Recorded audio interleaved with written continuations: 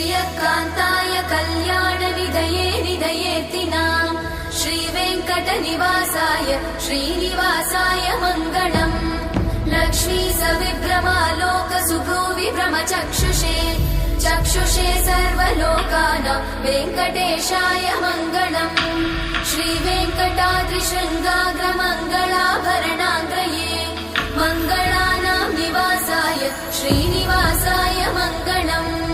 सर्वावयव सौन्दर्य सम्पदा सर्वचेतसां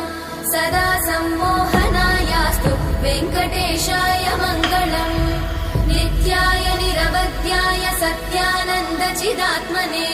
सर्वान्तरात्मने श्रीमद् वेङ्कटेशाय मङ्गलम् स्वतः सर्वविदे सर्वशक्तये सर्वशेषिने